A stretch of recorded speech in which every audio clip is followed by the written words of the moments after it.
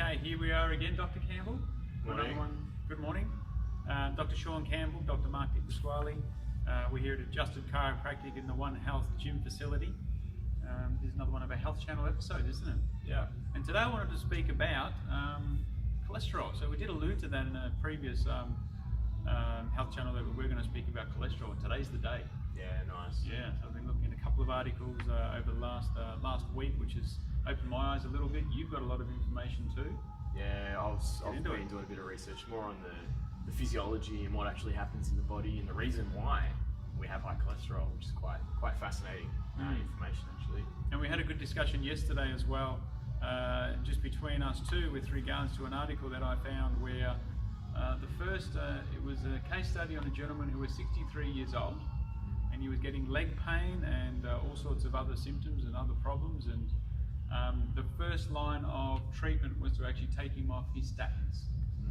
So his medical doctor said, okay, there's some side effects that you can actually get from statins, which are cholesterol lowering medications, and that was the first thing that they tried. After a while that didn't work, so therefore this gentleman went and sought chiropractic care, and then within 7 weeks of care was going really well. So why is it that statins affect cholesterol levels, and how does cholesterol actually work in the body? Yeah, well, what I've been looking at, it all comes down to stress, and it's all to do with the adrenal function and the thyroid function, and so we've got this. So the adrenal function, to be clear, the adrenal function comes from the adrenal glands. Yeah, absolutely. Which we have two. So we've got this circuit in the body where the brain, the hypothalamus part of the brain, communicates with the one gland, the pituitary gland, and then this stimulates the thyroid to produce thyroid hormone as we need it. And where is the thyroid in the body? So thyroid is up. So we're talking about brain centers, we're talking about relaying into the thyroid, and then we're talking about adrenals, which sit above our kidneys.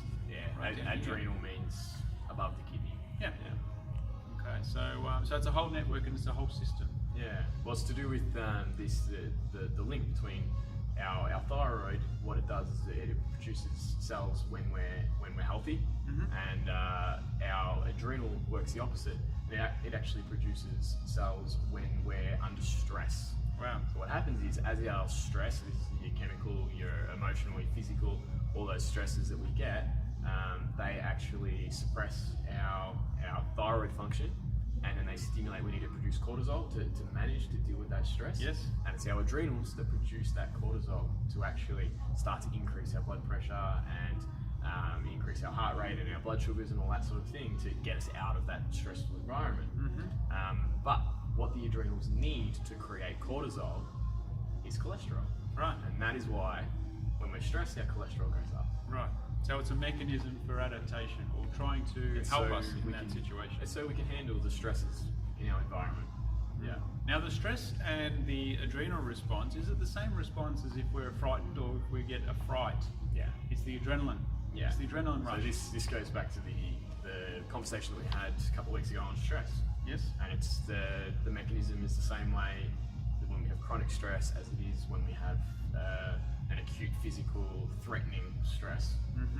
Yeah, and this is why we continually keep talking about and continue to keep saying that if we are stressed, the mechanism is going to be eventually high cholesterol. Yeah. Because it is an adaptive mechanism to allow our body to try and survive in that situation. So we have many years of stress in our life, then we go and get a blood test, our cholesterol levels are high, the link's not made between those two.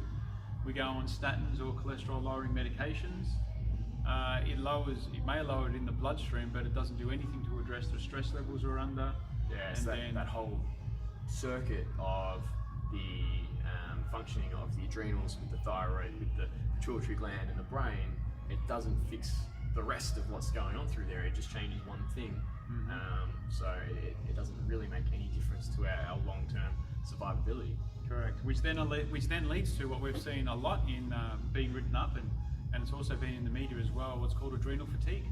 Yeah, so this is, adrenal fatigue is basically a symptom of high stress and the body's coping mechanism, where the adrenals have to work harder to produce more cortisol. I mean, cortisol is a very, very powerful anti-inflammatory. So when we're doing things that cause an increase in inflammation in the body, and I mean, we know a lot of people out there have this high inflammatory state. Correct. And that is that the body has to create a lot of cortisol to try and deal with that. And this is where we start to get what we've labelled as adrenal fatigue. So these are all survival mechanisms. They're It's by an no means. adaptation. It's adaptation, and it's definitely not a body that's in growth, a body that's thriving. It's basically just adaptation to a lot of the stress. Most people don't have bad adrenals or a bad thyroid. It's not like the thyroid just goes, nah, I've had enough, I'm not doing it. It's an adaptation mechanism to help you survive. So that's just making a little bit more sense of cholesterol and why it affects us, or why it can be high in the body as an adaptive mechanism. So I mean, the main thing I think we're getting at is if your cholesterol is high, worth looking at stress levels and trying to bring in some mechanisms to try and reduce that stress.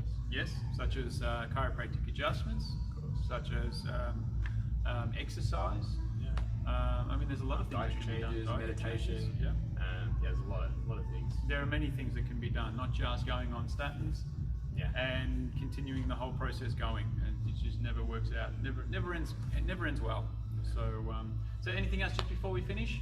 Anything comes to mind? That's amazing. It's amazing information. I know it can be confusing to you out there. So if you need any more information on that, just Google search it. Just do your own searches. Come and speak to us. Have a look at our website. Come in and have a chat to us. We're always here to help. Have a great day and stay healthy. See you. Bye.